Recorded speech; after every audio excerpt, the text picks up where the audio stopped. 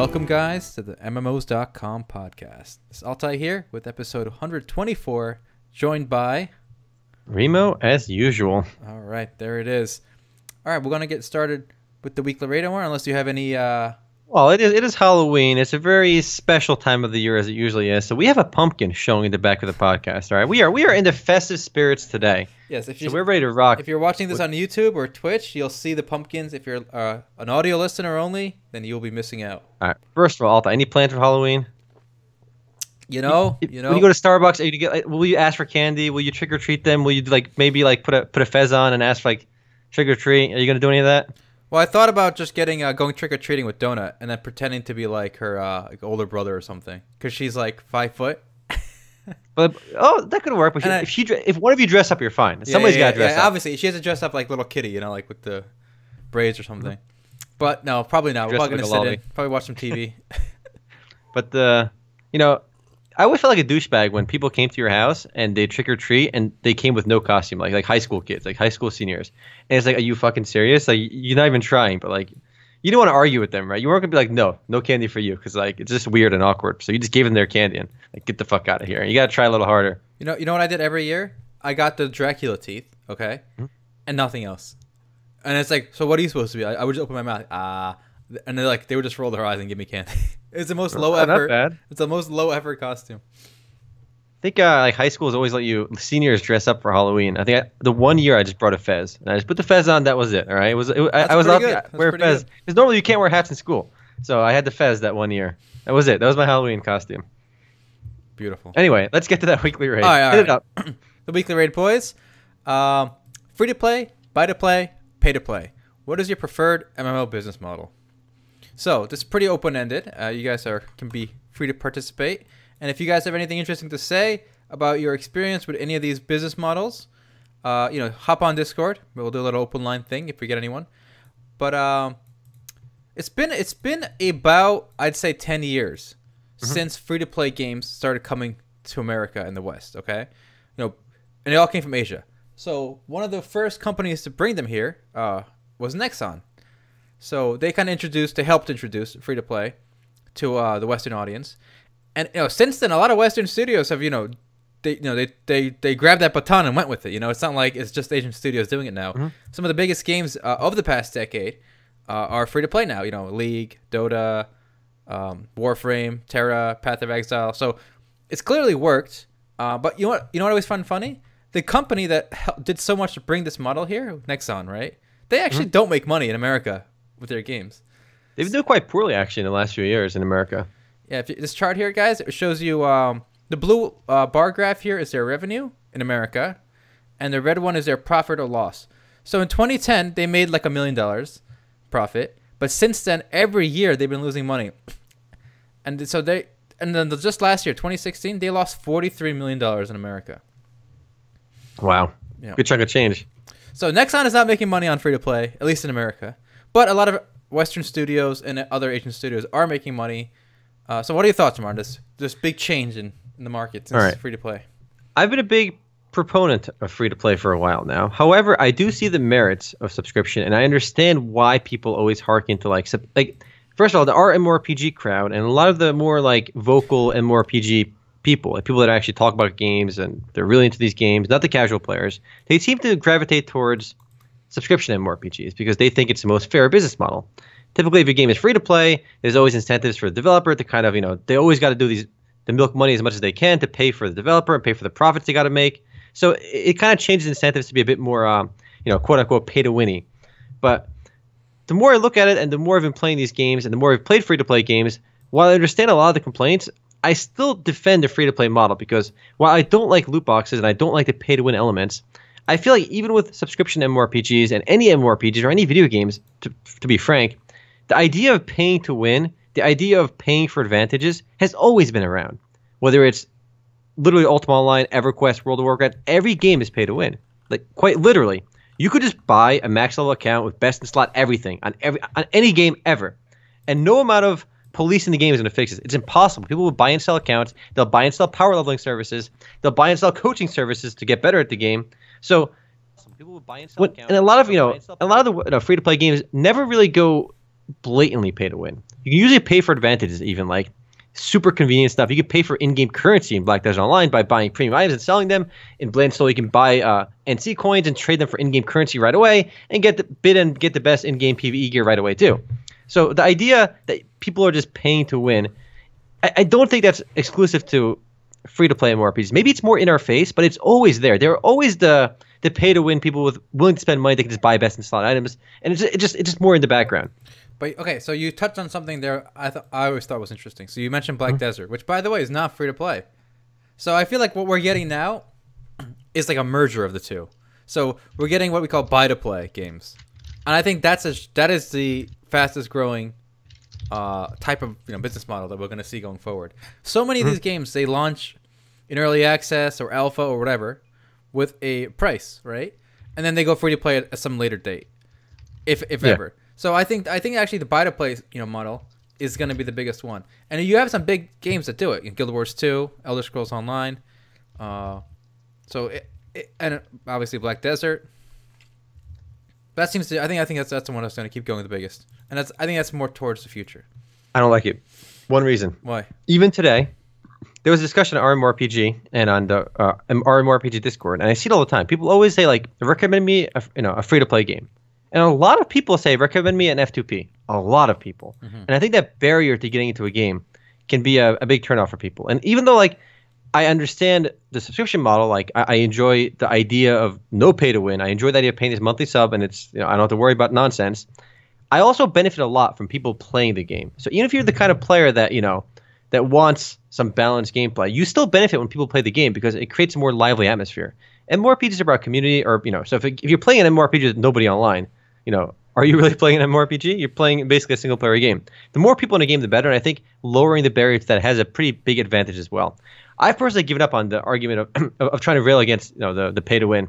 I know Canaris in our chat mentioned that comparing account selling and stuff and power leveling and pay-to-winning in subscription MMORPGs isn't the same as pay-to-winning in free-to-play games, and I would argue that it is the same because, yeah, it's not in the game design philosophy, but ultimately – it's like the prohibition in America. They banned alcohol, but doesn't mean people stop drinking alcohol. Like, it didn't change anything. Yeah, it's not in the philosophy of the design, but it always existed, and it's never been stopped, and it's never going to be stopped. So it seems you can't even – there's no distinction at this point anyway. There's pay-to-win happening in every game. Every game you play, there's pay-to-win happening. You're playing League even. You're playing CSGO. You're playing World of Warcraft. But there are people paying. You don't see a difference between it being kind of sanctioned by the company? No, because it's happening regardless.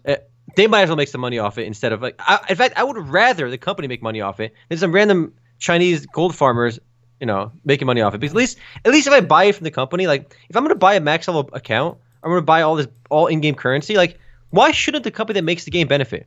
I'm going to do it anyway. Let's say hypothetically. Why should some other third party benefit who didn't make the game that I enjoy? I enjoy playing this game. They deserve some financial benefit for it. Okay, then. So would you say then?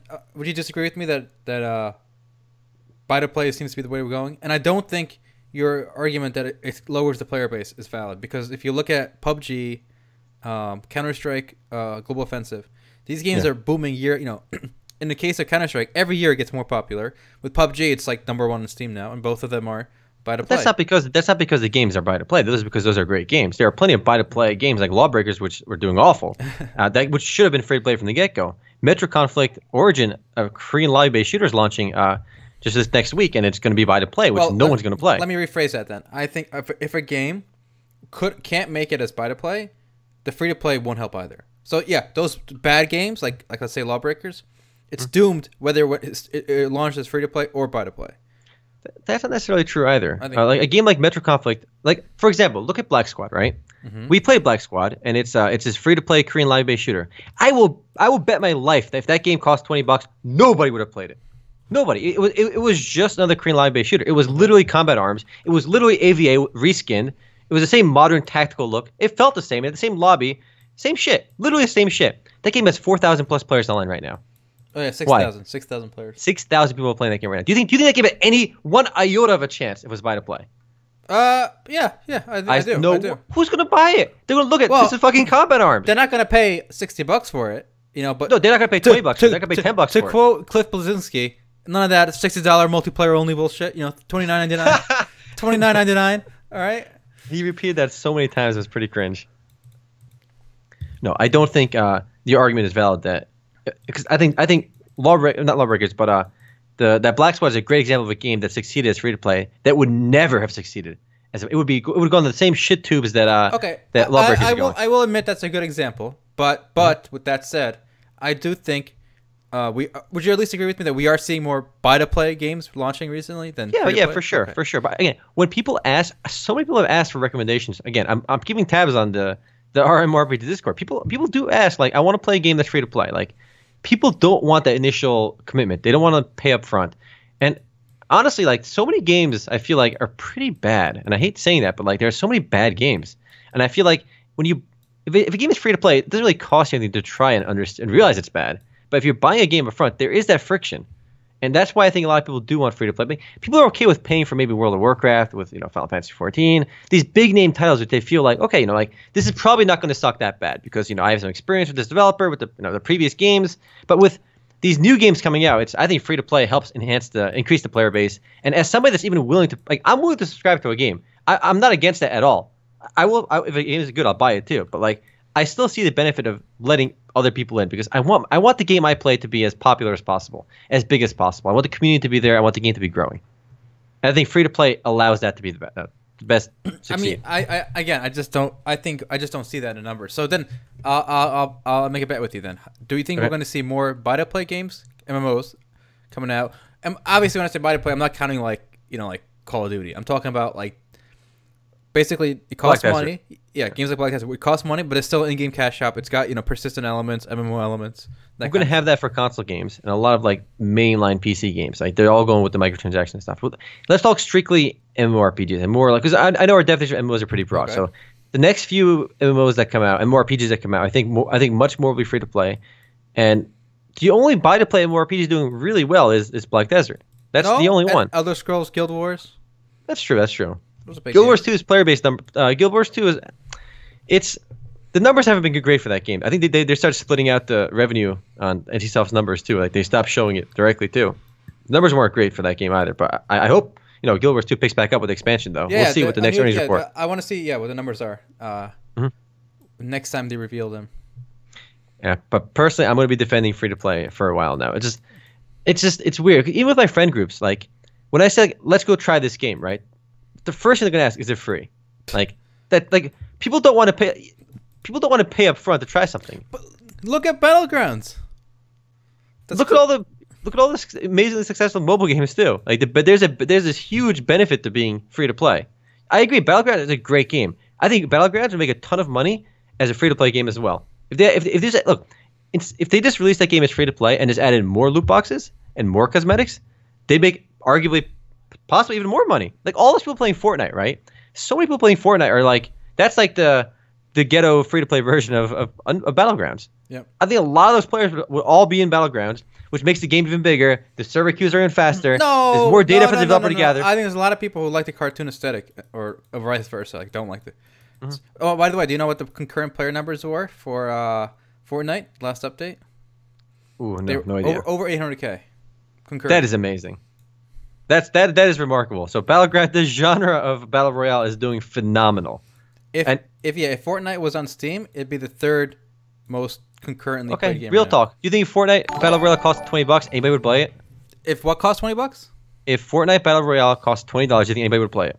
Yes. I say no way. Well, nobody played the regular Fortnite either because it costs $20. Prime, thank you for the sub. You got the little emote there. I think it being free to play really kind of boosted the audience for battle royale for Fortnite battle royale.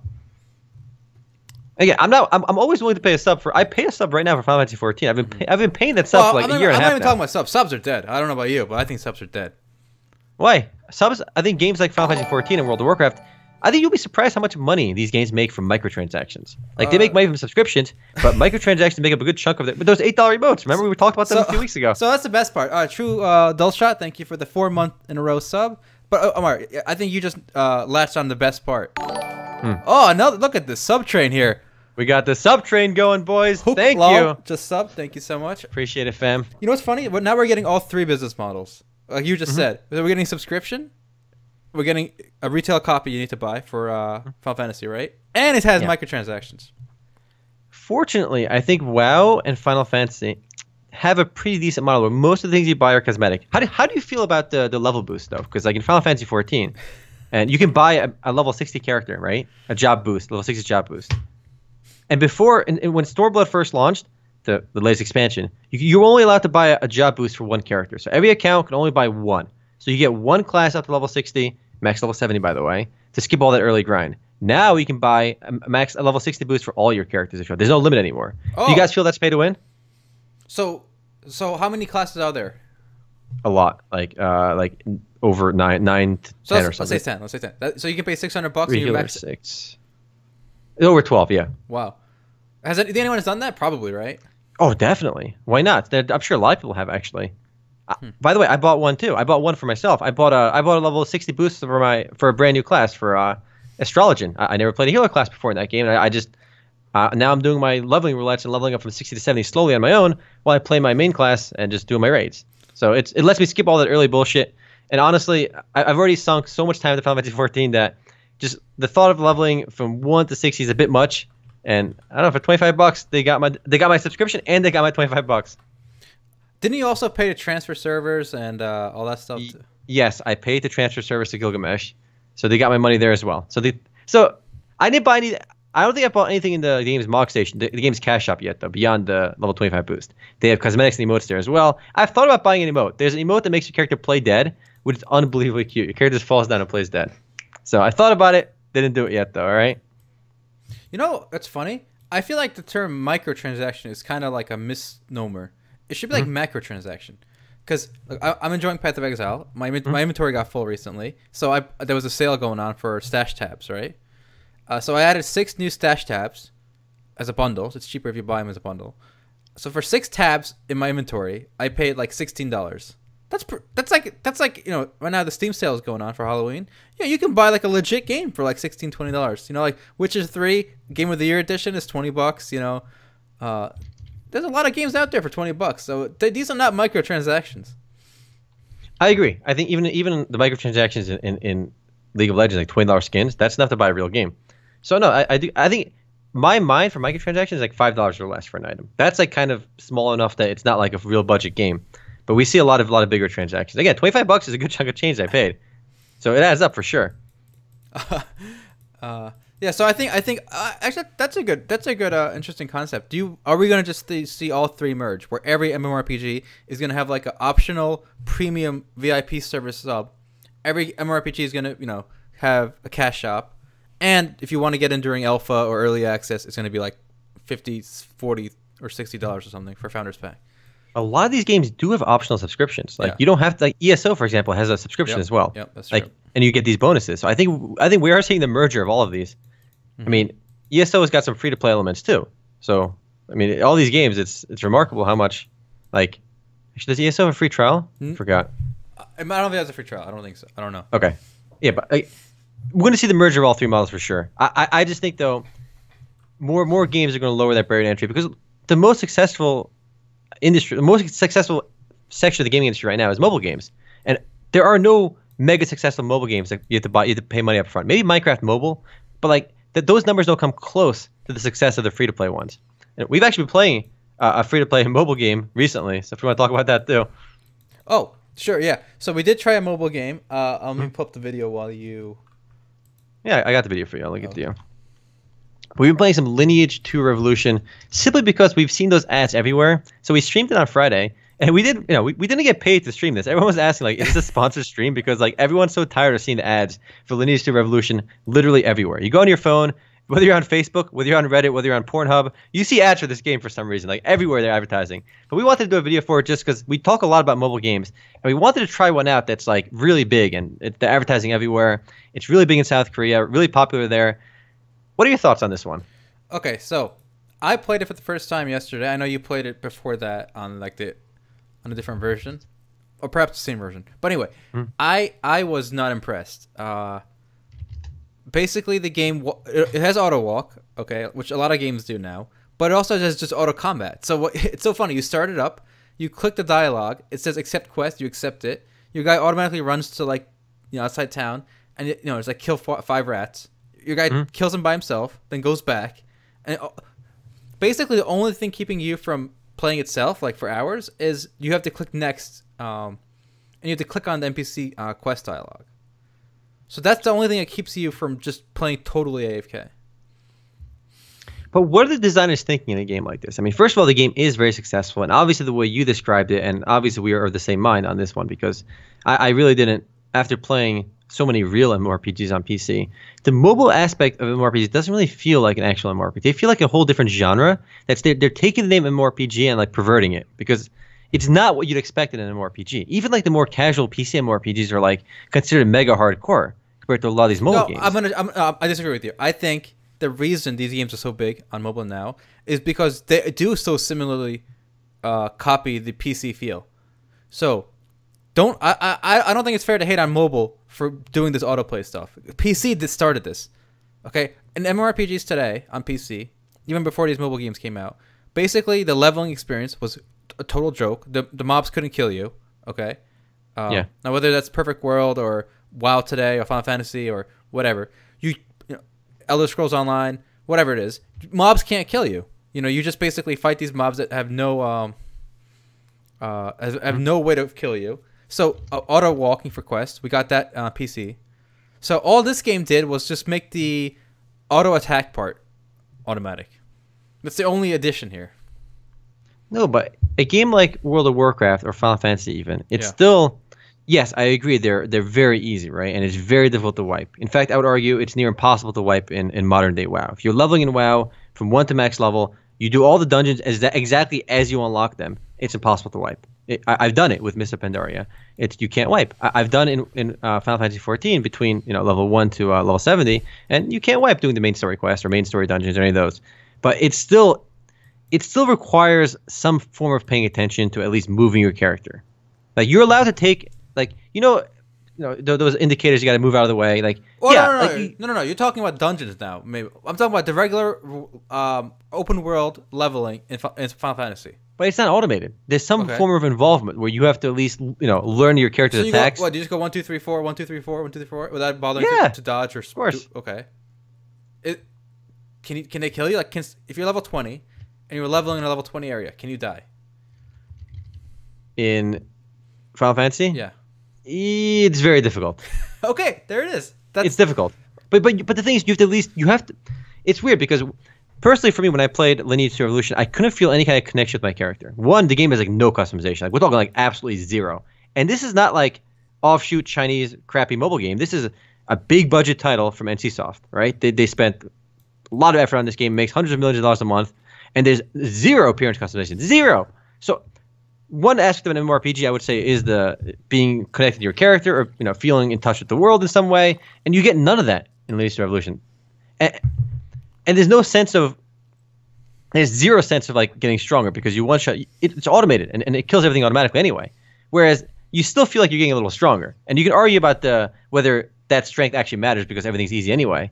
But I don't know. It took my complaints about the modern day MMORPGs to the extreme on mobile.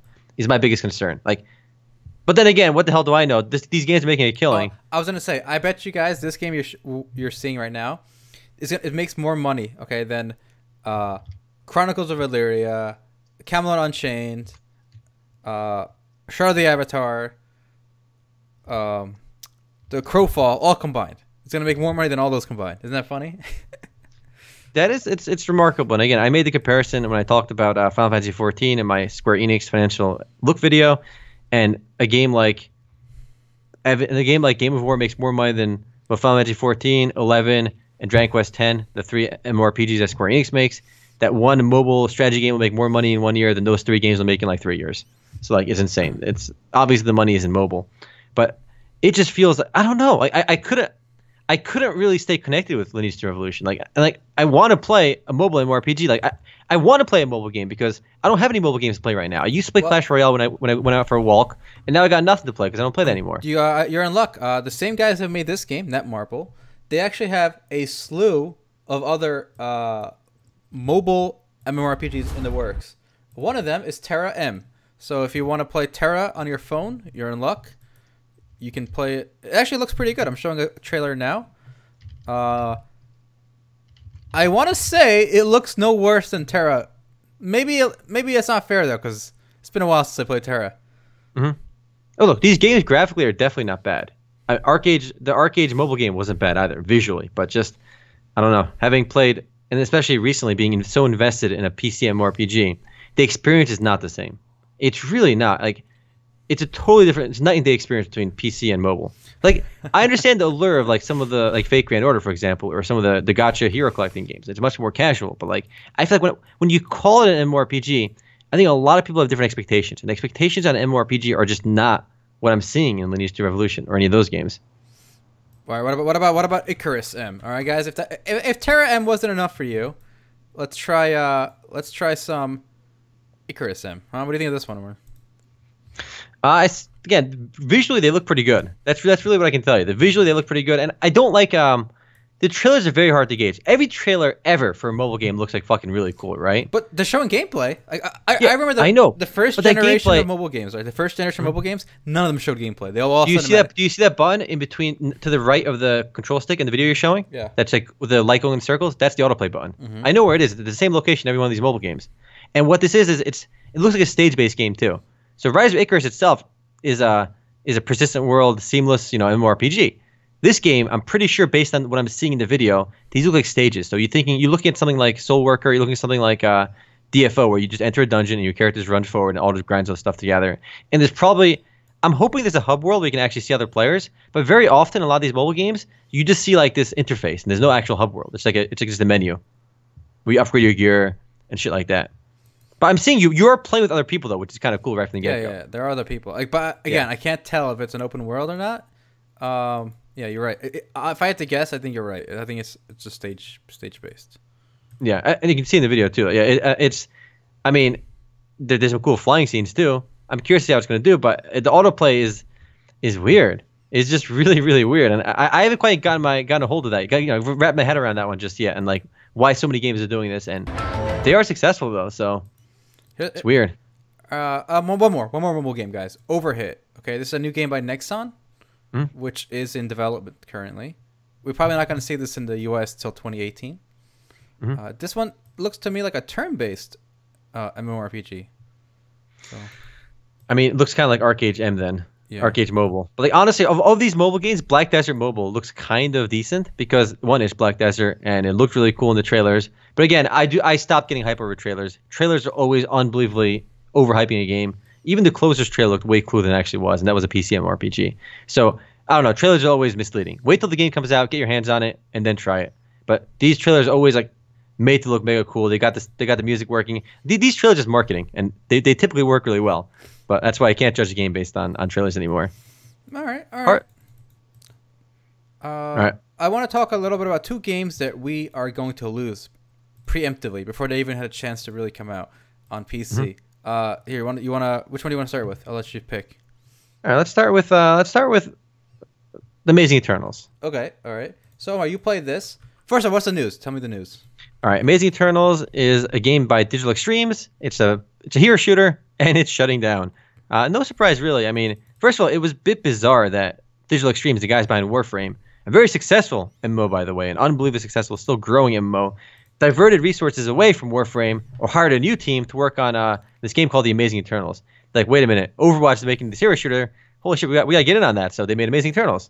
And while the core game is, rather the art aesthetic was kind of cool, I didn't particularly think the game felt very smooth. It felt very janky. And right away, I think when a game feels very, like, it didn't feel great. The movement, the aiming, the jumping, it just felt janky.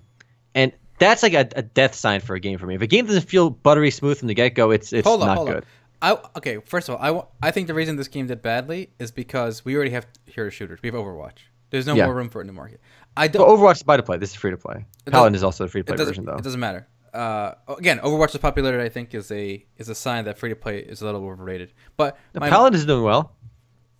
That's true. Paladin is doing well. But here's the thing. That's what we're trying to get at. You said the gun. Do you say it felt a little janky? Yes. But how did PUBG blow up so fast? Because that game, to me, especially when it first became early access, it felt so janky. It did, but the point was it was a fun game, and I actually played it. I played PUBG a lot in closed beta, despite it feeling janky, because the game was fun. So all right. You can carry the jankiness. I mean, you can carry it. It's doable. Okay. If the core okay, gameplay is truly amazing and fun. This didn't really offer anything too unique. This was just another hero shooter, on the vein of Paladins. Someone in chat had a good line. So do you think if they shut down Amazing Eternals and then relaunch it as a battle royale style game, they'll do better? Yeah, of course. Use the assets and just make the maps bigger. Oh yeah, definitely. That'd be pretty funny. 100%. Battle royale is in. Gotta do it now. Gotta ride that PUBG bandwagon. I mean, look, a lot of those early WoW clones on the MMORPG front, games like Runes of Magic, Allies Online, these games made a lot of money. Like Runes of Magic was a pretty shameless WoW clone. Like, they copied the art completely and the feel of the game completely. I mean, Runes of Magic wasn't bad. It wasn't great either, but because it was a free-to-play WoW clone, it did really well. It didn't have to do anything too original. It did have the unique dual classing system, which kind of worked well for it. I mean, I think the guys that made Runes of Magic got bought out by another company, so like copying a successful game works. All right. What's next, Omar? Let's talk about another game that also shut down, which I think it's kind of similar to Amazing Eternals, and that is Breakaway. Amazon's Breakaway. I was getting emails like every other day for this game, and I remember when I played it, it was so boring. It was confusing. I had no idea what kind of game it was trying to be. It was like an arena brawler, like battle, right? But then there was like there were objectives, capture the flag. There's like football in there somewhere. Yeah. It just had too much going on. So I'm not surprised to see it go. No, I didn't know anybody who was interested in this game.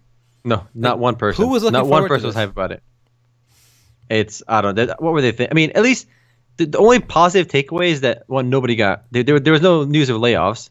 So arguably, those people that were working on Breakaway are now working on the Amazon Game Studios MMORPG, New World, which is, again, we don't know too much about it. All we know is it's an MMORPG that Amazon's working on. So those resources are going towards an MMORPG now instead of just another MOBA style game. So that's the positive takeaway from this. But yeah, this game was very I don't know, it was very confusing. And I didn't really, from the get go, I knew it wasn't gonna go anywhere. I mean, my gut isn't always right. I knew from the get go PUBG would do really well. I knew Hearthstone would do really well. I knew Lawbreakers would do really shittily. Like, I feel like my gut has been pretty accurate on a lot of these games. I knew that was a no go. This was a stinker.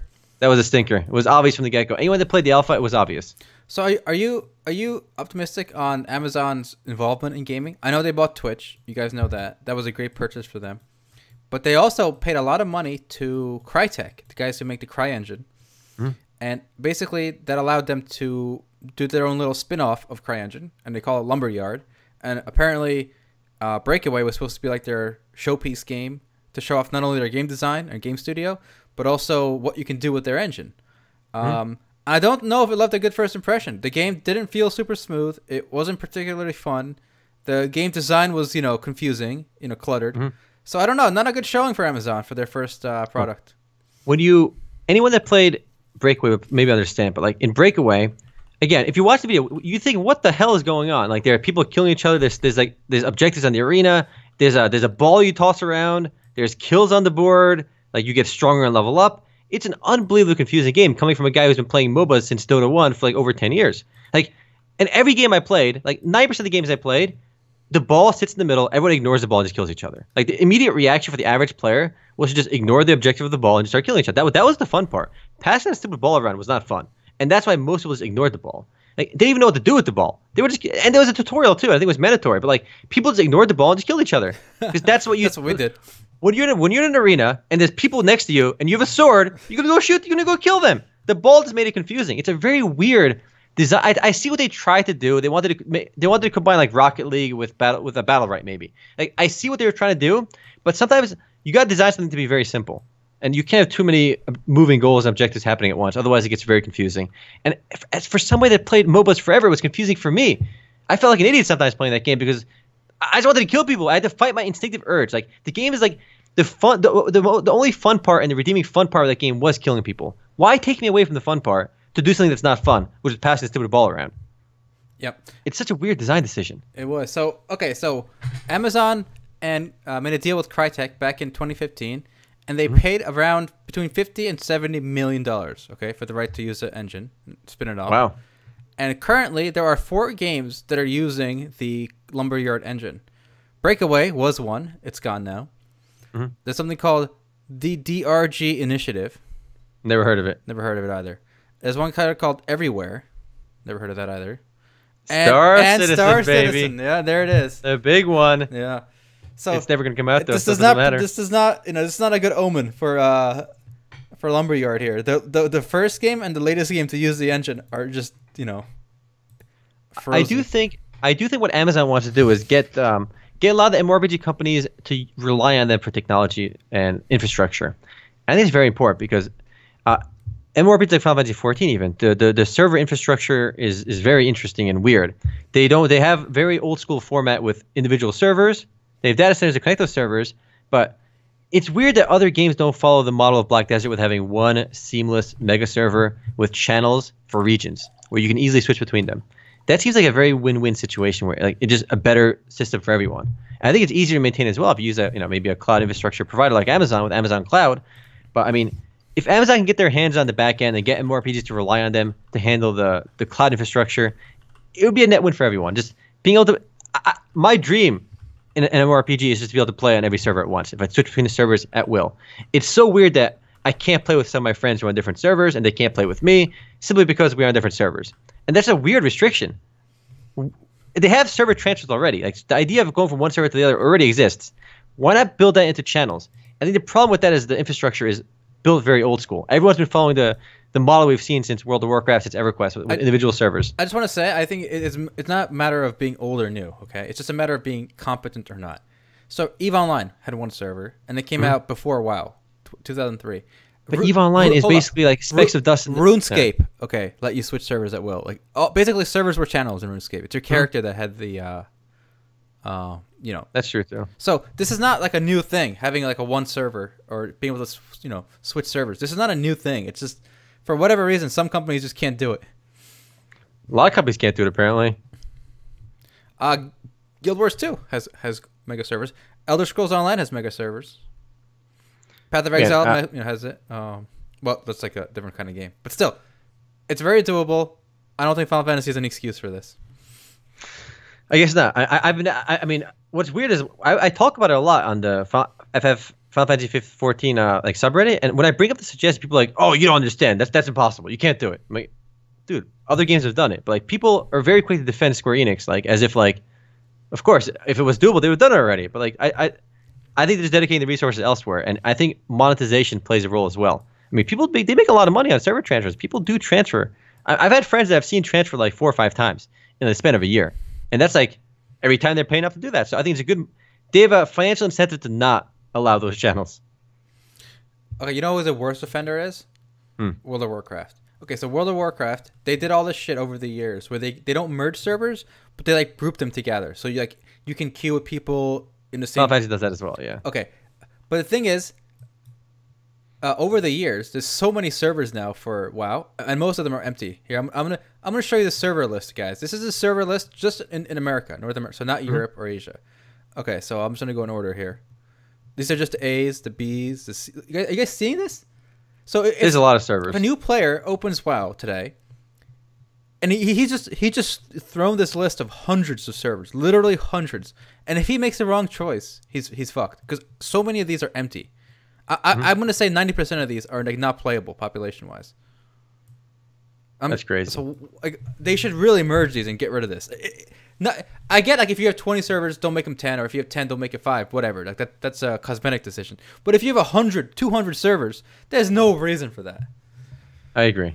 And again, having the MMORPG experience, again, I've made this argument a lot with people. I think people play MMORPGs for a lot more than just the core gameplay. I mean, the core combat is only one aspect of an MMORPG. If I want to experience gameplay mechanics, I play a MOBA or a shooter where mechanics are everything. When I play an MMORPG, it's so much more. And the community and the world are so important. So it seems so weird to see so many games shooting themselves in the foot with having all these servers and dead servers. Like, if a new player plays Final Fantasy XIV today, same thing. And he's recommended a shit tier empty server, which he's going to be, right? Because the two busiest servers, Balmung and Gilgamesh, you can't even play there anymore because they're so busy. They won't let people cannot even transfer in there if they're willing to pay. If they get recommended a random ass empty server with very few people online, the experience is totally different. Totally different. And I don't think I would play if I couldn't make a character on Gilgamesh and experience a true like busy world. I don't think I'd be playing Final Fantasy XIV right now. There you go. It's just weird. I know I've mentioned this before, but I had the exact same feeling in Star Wars: The Old Republic. I reinstalled it after years to try to play it again. But my server, the Bastion, happened to be one of the dead ones. So I played it for like a day and I just gave up because there was nobody to play with. It was an empty server. Luckily, they are going to merge servers next month. And because of that, I will be playing the game again. So that'd be fun. What's funny, somebody in the chat just mentioned, never play on the recommended servers. They're a trap. And that's hilarious because they are traps. The servers are recommended for one reason, because they're empty. The game is trying to get people to play on these empty-ass servers, which makes no sense. Why do you want to divert your possible customers into a server that's empty, which creates a worse gameplay experience? People, it's insane. They're putting all their customers on empty servers that nobody wants to play on. It's unheard of. It's so weird. It's so bizarre. It is. It is. It just seems like bad business. Bad business. Now that we're on the topic of Final Fantasy 14, though, I got to talk about some shit going on. All right, talk to me. All right, I'm talking to you. We mentioned the Unending Coil of Bahamut last week. It just launched, I think, like a day ago before our previous podcast, and I said nobody cleared it, and the best people got into were just the third boss in the fight. So, Ultimate Coil of Bahamut in Final Fantasy 14, quick refresher, is the latest raid in the game. It's Ultimate tier raid, the hardest difficulty in the game. They made it intentionally difficult, right? They wanted this to cater towards the world's first crowd, the very elite, the stuff we talk about a lot in this podcast, like elite content that not everyone can do, content that nobody can clear, and they added something in the game that so far, up till this podcast, no one has cleared. In fact, there are raid groups, like 5 or 6 big groups that are streaming nonstop, trying to beat this boss, and they have been unable to clear it for the whole week so far, about 8 days, 9 days so far. And interestingly enough, though, it's 3 fights. All the good groups have gone to the third fight already. But interestingly enough, on the third fight, nobody seems to get past like 70%. 70% HP remaining on the final boss, and everyone's wiping. And this is after a week of doing this nonstop, which is insane. And I think this content is unbelievably great for the Final Fantasy community and the entire scene and the entire game. I think the amount of casuals and mid-core players that will never complete this raid, obviously. It doesn't matter that they'll never complete this raid. They are watching the streamers trying to complete this raid. It becomes a form of entertainment where everyone's like talking about strats. Even the people that can't get here, right? They try to analyze the fights and figure out what's going on. The people that will never mechanically make it, they have something to look forward to and see other people trying to do. It became a really interesting spectacle. In fact, the scene you're seeing right now in the background is where people are wiping right about now anyway in the fight on Bahamut.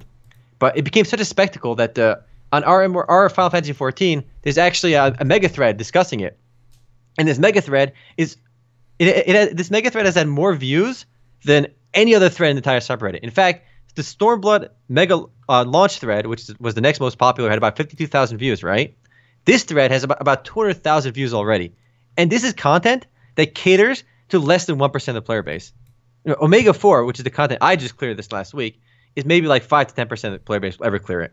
Probably less than 10% will ever clear it. This is content probably less than 1% will ever clear. And to this date, again, this last 9 days or so, a lot of try-hard groups have been grinding this, and no one can get the boss past 70%, at least people are streaming.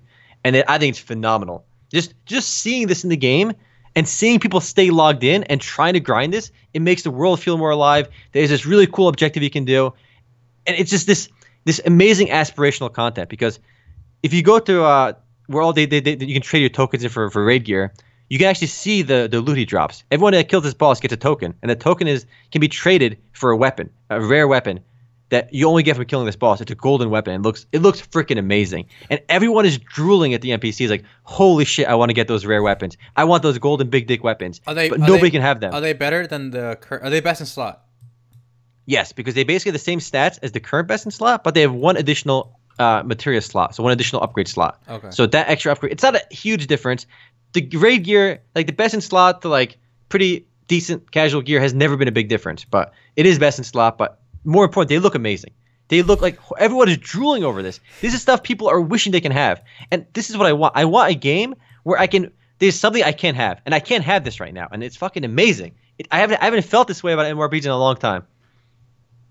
All right, nice. I am very passionately interested. I think there's unbelievable importance in terms of wanting things that you can't have.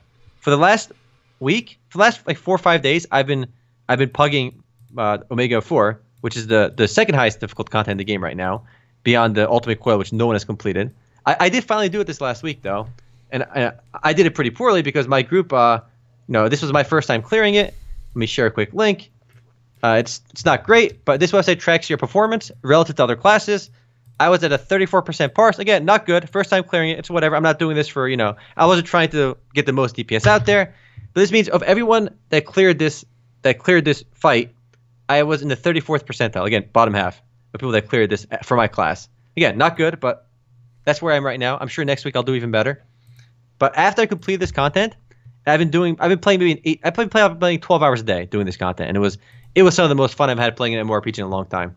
Some of the most fun I've had, just wiping, playing with shit tier groups that people are making mistakes left and right, and just trying to get past this fight and just doing it was amazingly fun for me.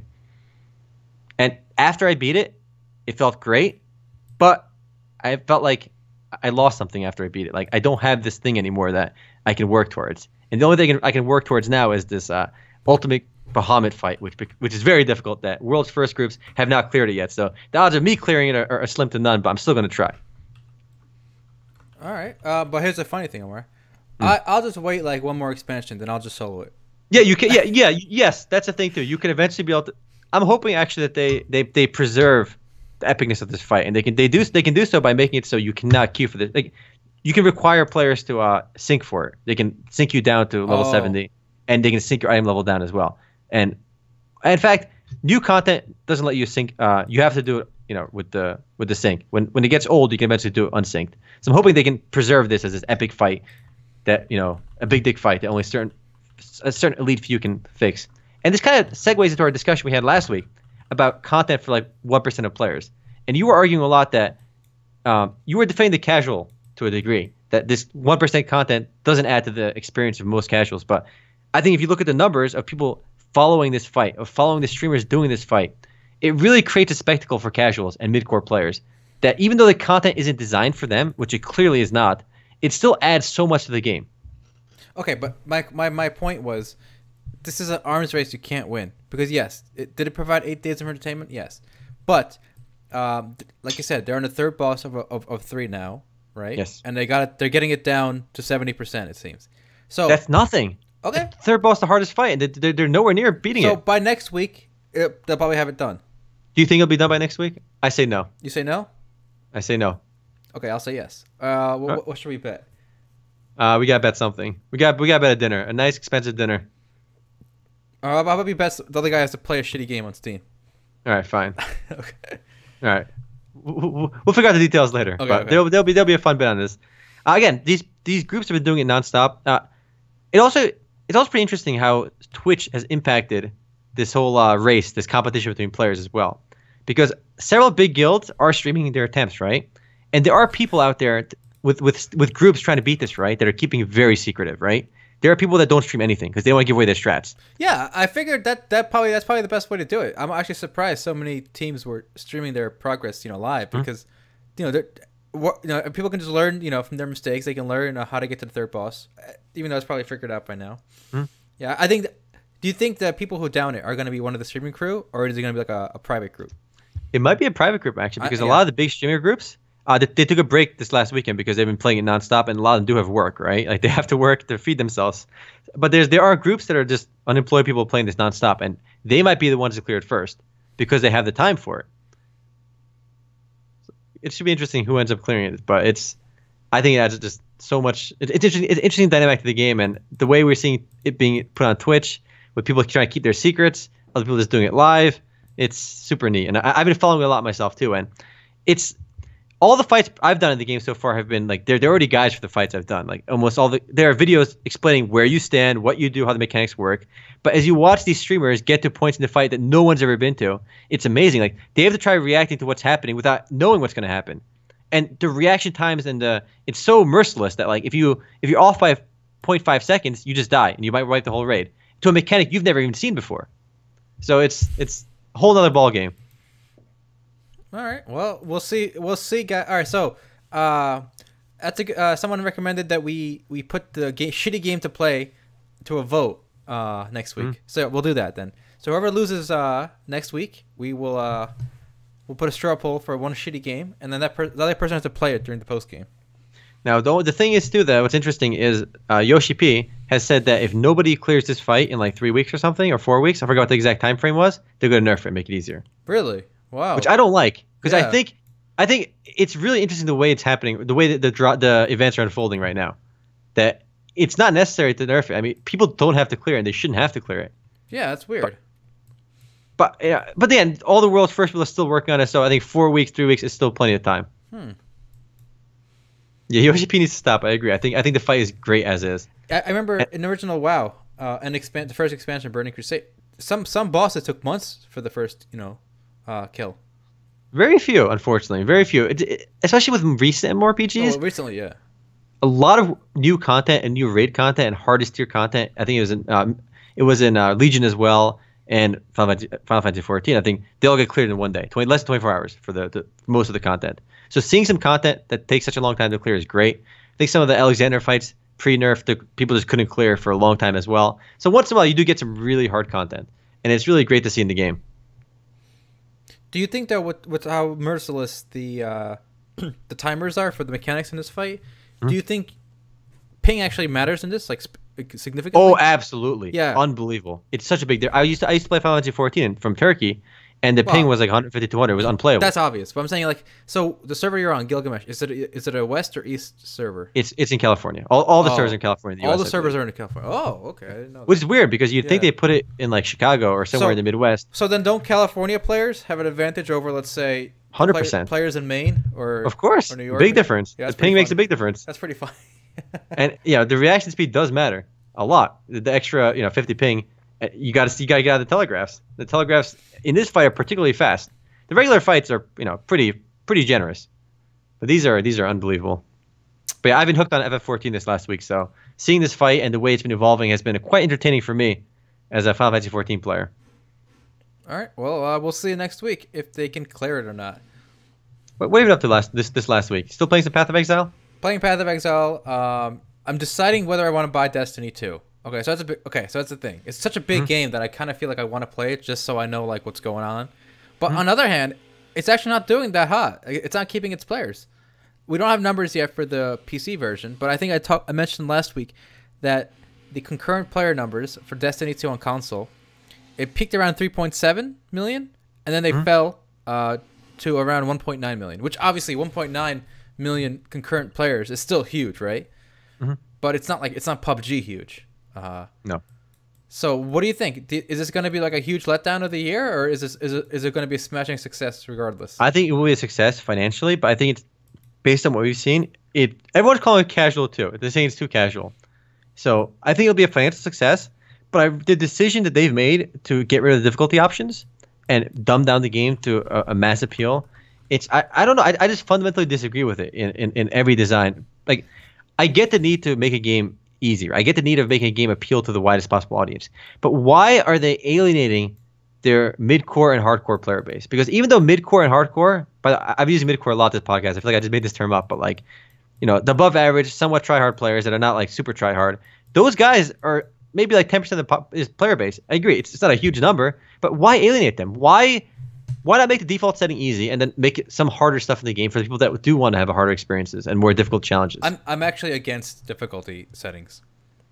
How else can you cater to everyone? Okay, here's what I would do. I make the mainline story easy, but then I'd have optional like levels or whatever you want to call them, like areas that are very difficult. That's not bad either. I'm okay with that as well, in principle. The mainline story can be easy, but I still don't like the fact that the mainline story in World of Warcraft and Final Fantasy XIV are just unbelievably easy either. But those don't have settings either. Like WoW used to be hard when it came out. I don't know how old you guys are, but I remember wiping, just leveling. No. Oh, yeah, you're right. Not even dungeons. Right. I remember just in the world leveling, like solo grinding off world mobs, not even like instance dungeons or anything. I died sometimes. Like if I pulled too many or if there's a patrol behind me, I would die. They would root me, they would kill me, and then I had to spend like 5-10 minutes running back to my corpse. That was the thing. It happened. And it happened in EverQuest. It happened in WoW. It doesn't happen anymore. Which is unfortunate because without death and punishment, rewards feel meaningless. And that's probably the biggest point I want to drive home personally with my experience with MMORPGs. And honestly, Final Fantasy XIV did not feel rewarding at all for me. So I enjoyed some bits of the story. It has some parts of really great writing, other parts unbelievably bad writing. But it didn't feel rewarding until I started getting challenging content where rewards and success actually meant something.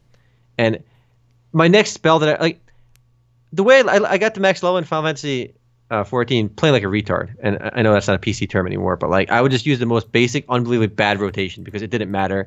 I didn't learn how to play my class. Upgrade my gear didn't matter because I couldn't lose.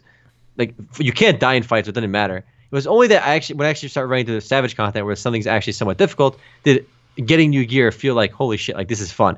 Upgrade my gear felt fun after I felt challenges. Getting new skills and abilities feel meaningless when there's nothing to overcome with those new skills and abilities.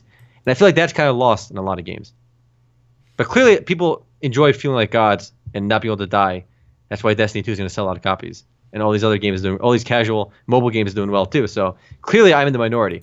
My point is, you have to be able to capture the mid-core and hardcore players as well.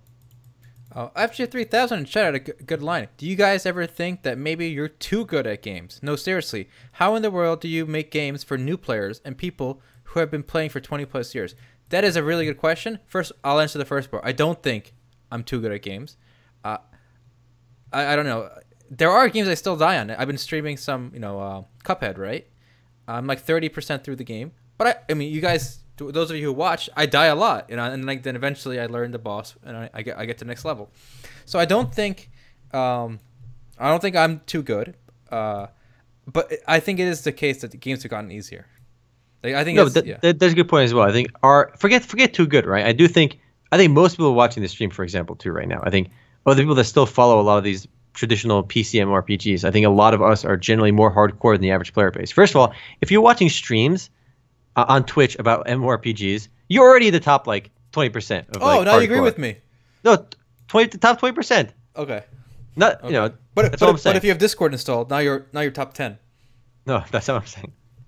But so if you're following this discussion, you are already probably well above the average. The average casual WoW player, the average casual Final Fantasy XIV player, Guild Wars 2 player, they don't talk about games on forums really. They just play on they'll just play for a couple hours here and there. They're not really going on forums or Reddits and discussing these things. Okay, they're just doing their thing and playing and So if you're talking about these issues and they mean something to you, you already care more about the game than most people. If you care more about the game, you're most likely in a more experienced player as well.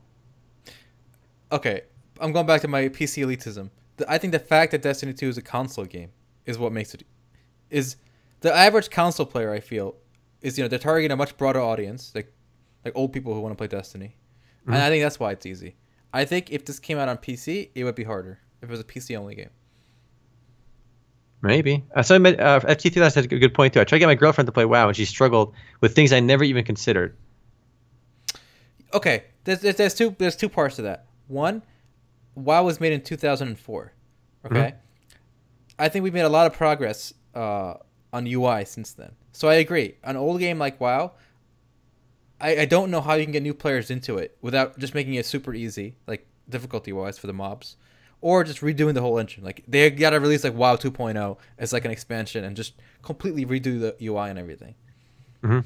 So I'm gonna give your girlfriend a pass on that. Just because that UI is archaic and it was made for people who grew up playing like EverQuest and stuff. Okay, and I do want to say I don't think it's a problem for games like WoW and Final Fantasy 14 to have easy mainline story content as well. I don't think it's necessarily the end of the world if you have a game where all the story content and main dungeons are brain dead easy. Just have something for players and mid-core players to work towards, strive towards. Honestly, I feel like if I could just take Final Fantasy 14 or even World of Warcraft and add some, big picture design decisions, I could create my perfect MMORPG pretty easily. So then you should not have a problem with Destiny then, because that's basically you describe Destiny. The campaign is brain dead easy, but there are difficult raids. All right, if there are difficult raids, it should be better. But why get rid of the difficulty option though if you want to make the campaign harder? Like they had it built into Destiny 1. Yeah. Why I think they got rid of it because their thought process, they don't want elitism. They don't want people to say like, oh, unless you beat on like hard mode, you suck. They didn't want people saying that. I think that's the reason they got rid of it. Maybe I don't know I don't know. I again, like I said, maybe they just think that difficulty settings are a bad game design, which I do agree. But literally, every FPS game has like difficulty. Almost every FPS game has story-driven FPS games have it. Yeah, but no always on game really has that, does it? Remember, always on like MMO style game. I don't think they have difficulty settings. No, but again, Destiny 1 had it. You had that in Destiny 1. Okay. And people are saying the raids aren't difficult in Destiny either. I haven't tried it yet, so I can't say. But I was hoping the raids were difficult. Mm-hmm. I played Hand Simulator this last week. That's a difficult game. Have you heard of that one? No, what is that? It's basically QWOP, but like you have, it's a really silly, stupid game. Do you have a video for it? Let me find one real quick. But okay. You have 4 people sitting on a table. I'll look at the Steam page, and you have to basically pick up the gun with your hand, and then shooting the other players on the table and putting a bullet inside of it. And it's got like really really janky controls like QWOP. It's a really silly game, but I don't know why. It's a fun one. Maybe we should play it sometime. Can't find a video right now, but it's a treat. I think a lot of streamers were playing it in the last couple called? Weeks. Hand Simulator? Yeah, I think Hand Simulator. All right. You know what? I'll find a video right. This is a real hardcore experience here. I'll look at you. I got you, fam. All right. This you want a hardcore game? You play Hand Simulator, right? Look at this nonsense. It's a 99-cent game. All right, so if you don't like it, you can just refund it anyway to get your 99 cents back. So you gotta. Is this like VR or something, or is it just? No, it's not. It's not VR. The point is the controls are unbelievably bad. Like you have to like move your hand, pick up this gun, and like you just knock it away half the time. And trying to like pick up a bullet and fitting inside the chamber. You need to fidget with the controls. It's really a battle with the controls. It actually looks pretty good. I like it. It's hilarious. And look at the video is perfect for it too. Like people trying to poke like where to get to pull the trigger somehow. It's this is quite a game. I like their icon as a fidget spinner as well. Quite exciting. Well, let me tell you, riveting. I'm excited about this. What are you excited about? I'm excited about Dota. It's been a long time since I was excited about Dota, but we have a new expansion, a new update finally coming, and it's gonna add not 1 but 2 new heroes. So what do you think? Finally, yeah. Are these the first new heroes to Dota 2, like in forever? These are the okay. So Dota 2 in its entire history has only had 3 heroes that were not in Dota 1. So the Monkey King, and now these 2. So wow. In all these years, I think it's been over like 5. It's been like 10. It's been like 5-6 years since Dota 2 has been playable, and we have 3 new heroes total. Wow, that's pretty interesting that it took them so long to do it. But I think it goes back to the philosophy of Steam just not wanting to hire more employees for some reason, even though their games do really well. So the 2 new hero dudes are like this. I feel like Valve is going down the furry line here. So they're both kind of like furry looking dudes. One is like a wolf guy, kind of looks like a kobold, with a rapier. And the other one is like this fairy who's holding a pixie or something, holding a lantern. I don't know. They look kind of gay to me, but we'll see. All right, real talk. If Dota wants to save its player base, we need more waifus. Thoughts? I want more either cute like anime girl characters, Ashers and busty characters. We need more Linas in there. We need some more Crystal Maidens, right? We need some more waifus. Not this furry nonsense. I agree. Yeah, look, I honestly think the waifus in League of Waifus, it really does bring in a lot of people. Like they like the art, they like the characters. It's you can say it's cringy, but like it does bring people in. Why doesn't Dota add more characters like Lina? Like it's just weird that they don't. Well, they are copying a few things from League this patch. Ranked seasons, so you can show off your little, you get the little medals, and everyone sees like your little medal during the loading screen. I like that. That's a good touch. Yeah, every 6 months there's gonna be a new season. Oh, and here's a fun one. For those of you who played Dota 1 back in the day, they're bringing back easy mode. They're going to be calling it turbo mode this time. Basically, it's a much quicker game where you get more experience and more gold. Towers have less health and do less damage. And you can shop anywhere on the screen. So you could be on lane and just start shopping. What do you think of that? I do think it can make the game appeal to a broader audience. And I'm surprised it took this long to add easy mode. I think, look, I play League. I like League more, but I'm a big fan of Dota. I think watching Dota esports, watching the international, some of my favorite esport to watch by far. It's unbelievably entertaining. The core game is remarkable, but it's got a lot of very weird design decisions, I think, that turn off new players from the game. A lot of weird design decisions. You have to know so much about Dota too before you can even begin approaching it. Like there are so many hidden mechanics in the game. They're not made obvious in any way, shape, or form. One that I've railed about quite a few times is the fact that the way bottles work in the game is it's a bottle. When you're back in base, it fills up. You can drink it 3 times and it gives you a heal every time you drink it. But like it can only fill up when you're back in the base. But if you teleport out of base to a lane, you have the base buff still on your character for like 2 seconds. that means if another player hands you their empty bottle, it fills up, even though you're not in base anymore. You're back in lane. And then he could drink another potion and just give it back to you and fill it up again. It's this really weird dynamic in the game that just has existed for such a long time that they don't change or even address because it's a part of, there's so many weird mechanics in Dota 2 that just are counterintuitive. They may have fixed that this patch, actually, the bottle thing. I'm gonna search for it in a second, but first I want to highlight this ping wheel. Someone in chat already mentioned it, but how much like League of Legends does this ping wheel look like? It is identical. Yeah, definitely. They just straight up copied the League ping wheel. It's a great touch, though. Honestly, there's no reason not to have it.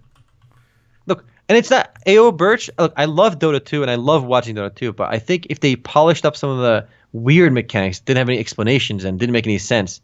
Like people would drop items on the floor, use a healing item, and then pick it back up to like better heal themselves. Like you could abuse the way you drop items to save to give yourself more HP during a fight in such a weird way.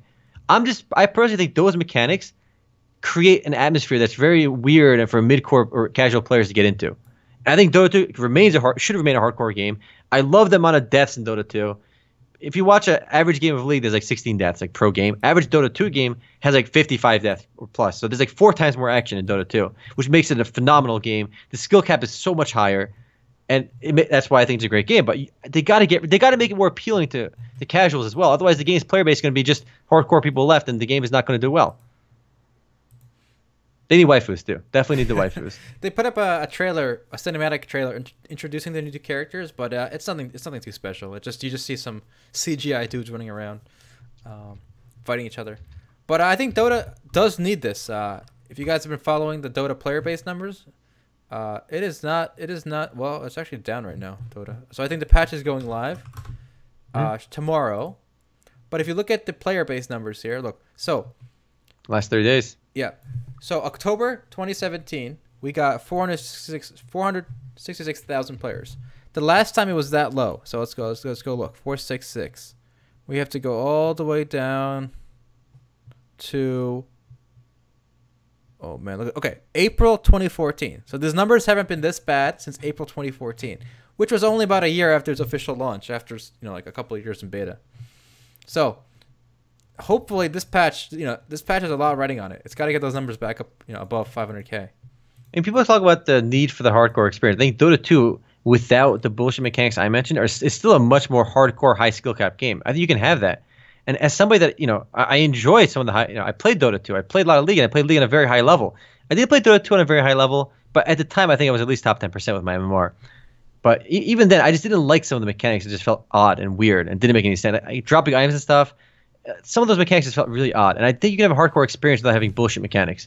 And it does keep players away. And I want the game to succeed. I want more people to play Dota. Dota's a great game. I want it to keep growing. It's not going to die, but I think it's just sad to see the player base decline, is what I'm trying to say. But don't worry, we got the Dota 2 card game coming out, guys. Don't worry. Oh my god, Artifact. Oh no.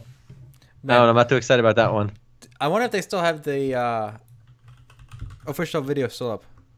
Wait, is anyone hyped for Artifact, this Dota 2 card game? Like, why is everyone getting to this card game nonsense now? Everyone and their mother is making a CCG now.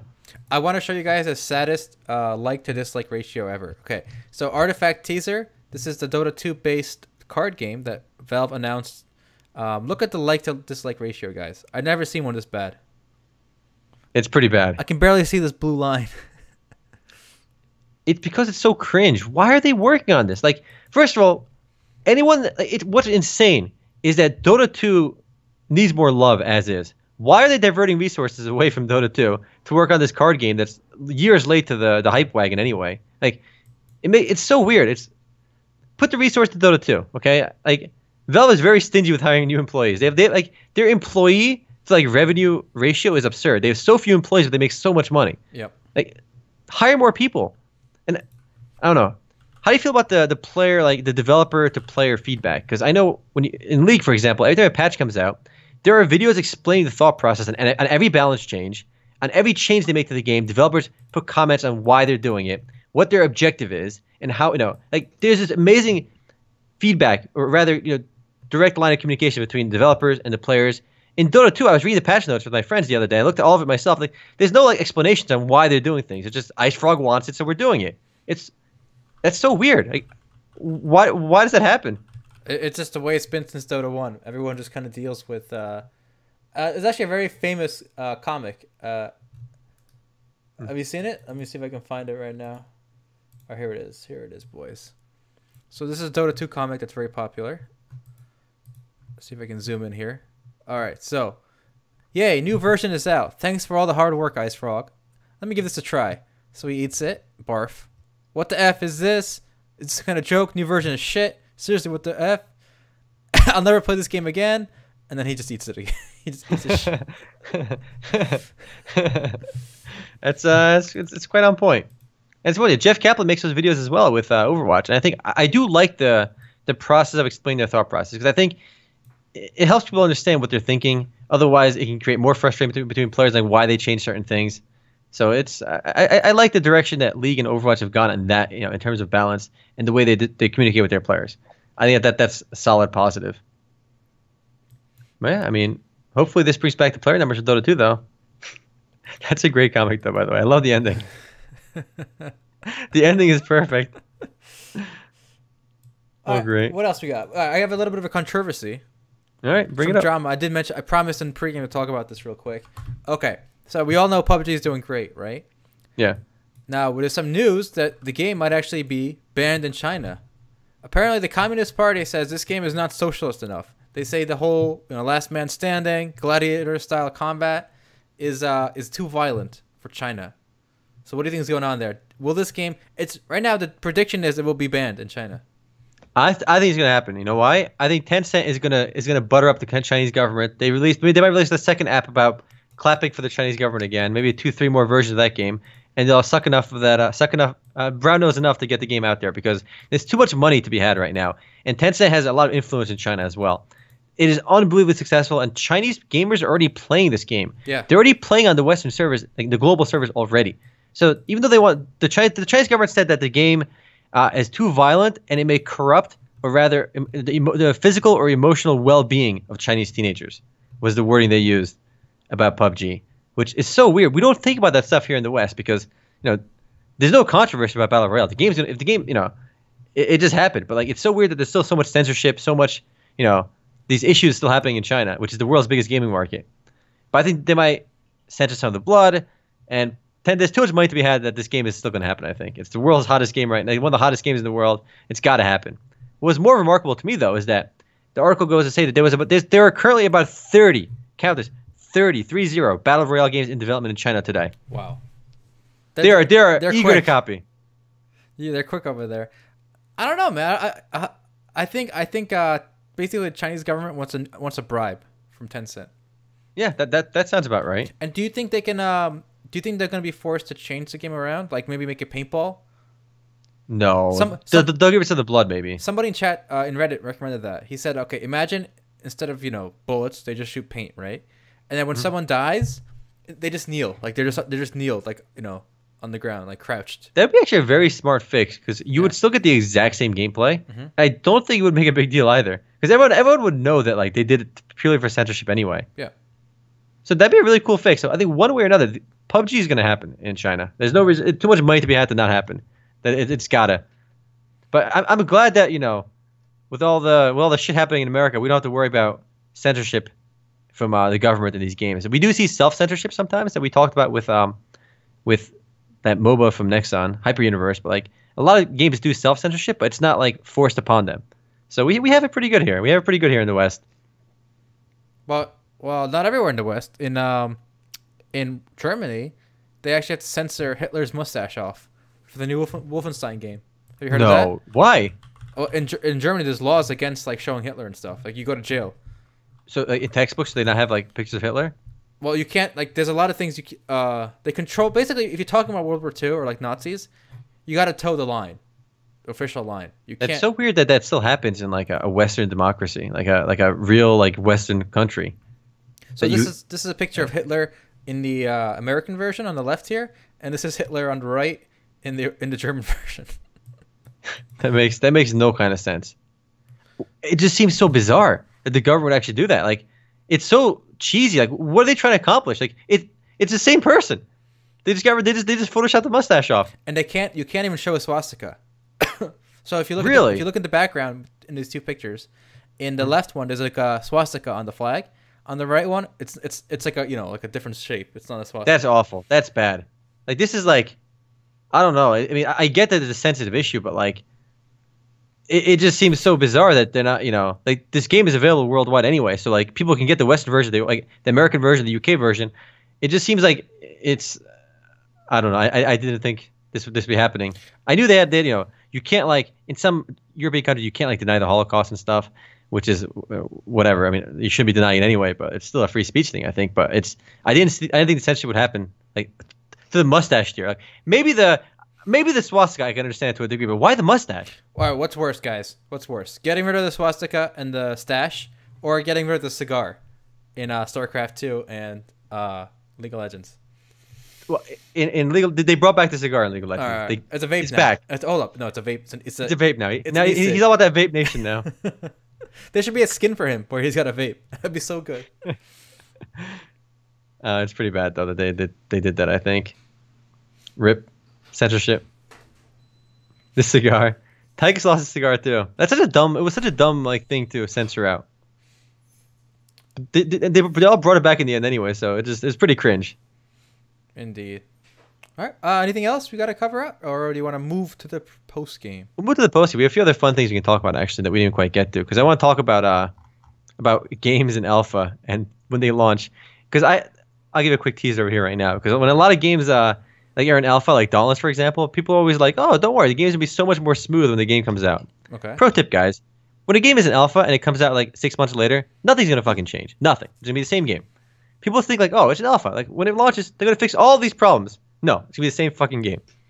So I'll talk about that in the post game. All right. Fun discussion. Well, thanks for watching, guys. Catch us live on Twitch if you're watching on YouTube for more fun in the post game. All right. Take it easy. All right. We'll see you guys in the post game later, guys. Later for YouTube, rather.